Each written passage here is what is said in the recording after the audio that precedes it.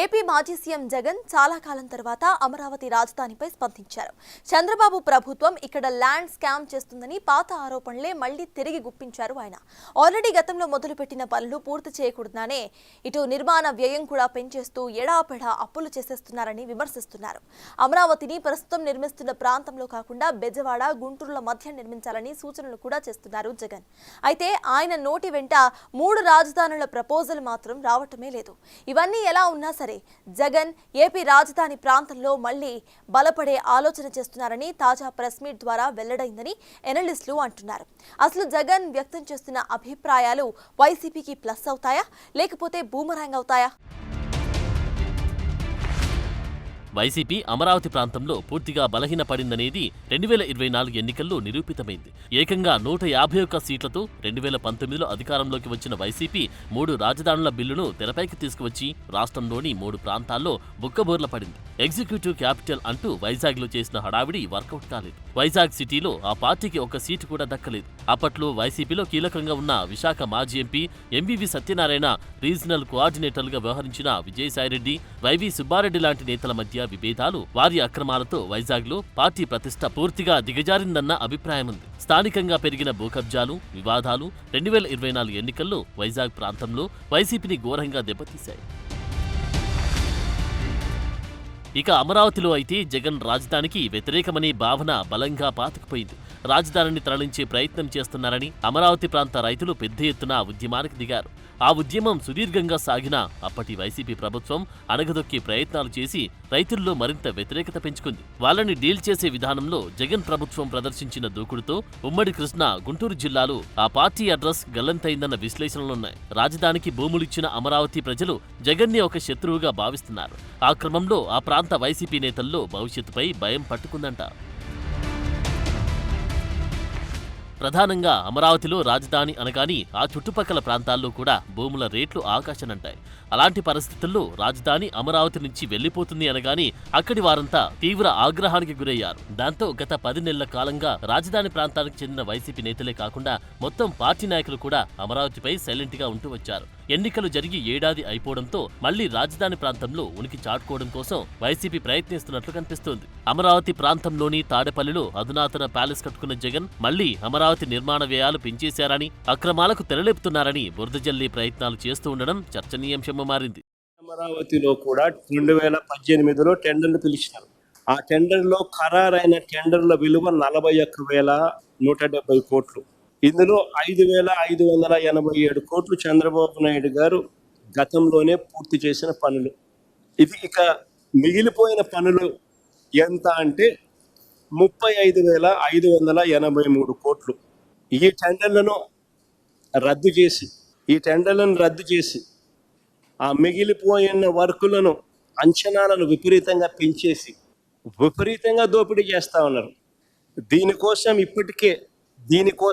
ఈ దోపిడీ కోసం మన హయాంలో రాష్ట్రంలో అప్పటికే అమల్లో ఉన్న జ్యుడిషియల్ ప్రివ్యూని తీసేసినారు, రద్దు చేసినారు.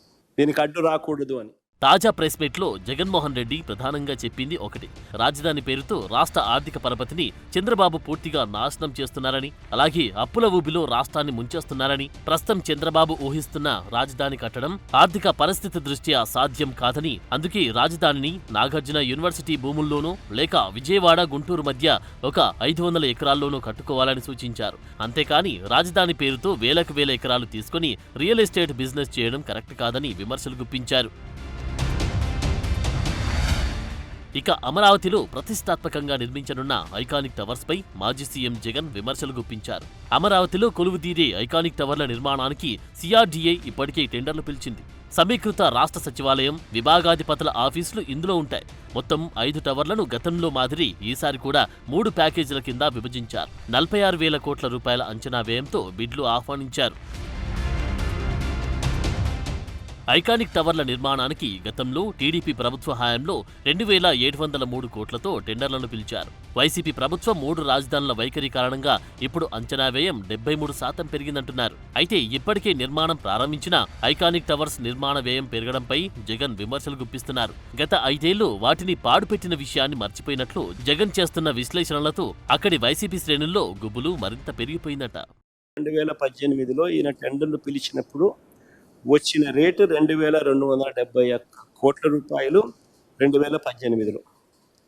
ఇప్పుడు మిగిలిపోయిన పనులు అయ్యే బిల్డింగ్లే, మిగిలిపోయిన పనులకు ఇప్పుడు నిర్మాణ వ్యయం ఎంత తెలుసా? 4,668 కోట్లు. అంటే 2018తో పోలిస్తే 2,417 కోట్ల రూపాయలు అధికంగా, 105% ఎస్కలేషన్. అమరావతి రాజధాని ప్రాంతం ముంపు ప్రాంతమని, ఐకానిక్ టవర్స్ దగ్గరికి మళ్లీ నీళ్లు వచ్చాయని అప్పట్లో వైసీపీ నేతలు ప్రచారం చేశారు. ఇప్పుడు నిర్మాణాలు తిరిగి ప్రారంభమవుతున్న తరుణంలో మాజీ సీఎం ఐకానిక్ టవర్స్ నిర్మిస్తున్న చోట ల్యాండ్ రేట్ ఎంత ఖరీదైందో చెప్తున్నారు. అక్కడ పెడుతున్న ఖర్చుతో హైదరాబాద్, బెంగళూరులో 5 స్టార్ వసతులతో అద్భుతమైన భవంతులు కట్టుకోవచ్చని లెక్కలు చెప్పడం మొదలుపెట్టారు. అందులో స్క్వేర్ ఫీట్ ఎంత? 8,900. ఆయన కడతా ఉన్న ఐకానిక్ బిల్డింగులు 53,57,000 ఎస్ఎఫ్టీ, 4,660 కోట్ల రూపాయలు.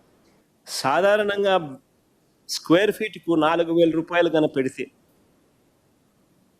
హైదరాబాద్లో కానీ బెంగళూరులో కానీ ఎక్కడైనా కూడా 5 స్టార్ లాబీస్తో కూడిన అపార్ట్మెంట్స్ దొరుకుతాయి.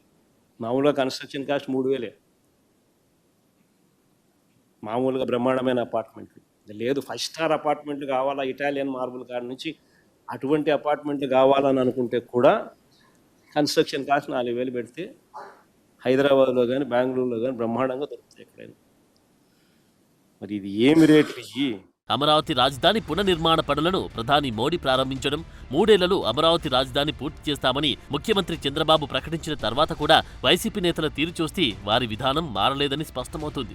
అప్పులు తెచ్చి అమరావతి కోసం పెడితే మిగిలిన ప్రాంతాల సంగతేంటని వైసీపీ నేతలు ప్రశ్నిస్తున్నారు. అమరావతికి కృష్ణానది ముంపు ప్రమాదం పొంచి ఉందని తిరిగి ప్రచారం మొదలుపెట్టారు. అమరావతి పేరిట నేతలు అవినీతికి పాల్పడుతున్నారని ఈ నెలలోనే అంబటి రాంబాబు వంటి నేతలు కూడా ఆరోపణలు గుప్పించారు. చంద్రబాబు నాయుడు గారు అనుభవజ్ఞులు, మీరు 4వసారి ముఖ్యమంత్రిగా ప్రమాణ స్వీకారం చేశారు.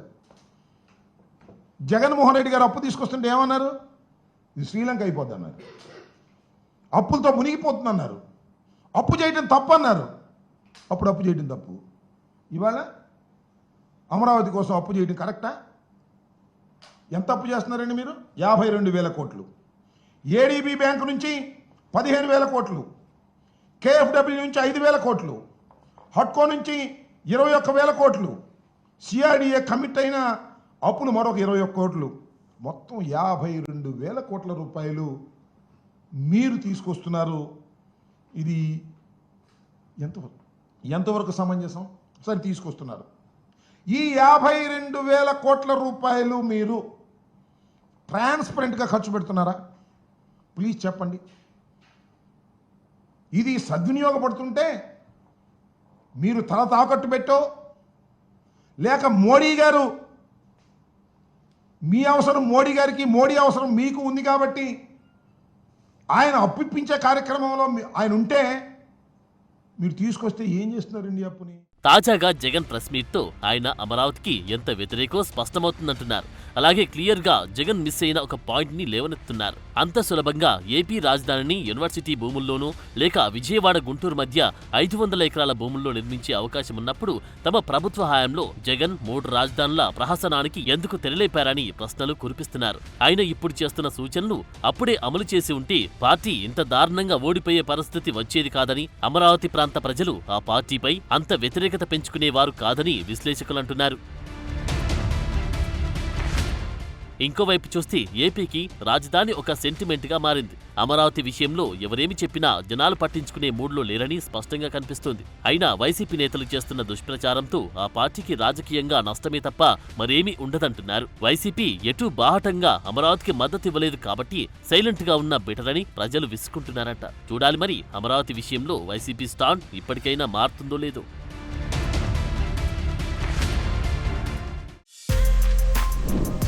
For more videos like this, subscribe Big TV channel.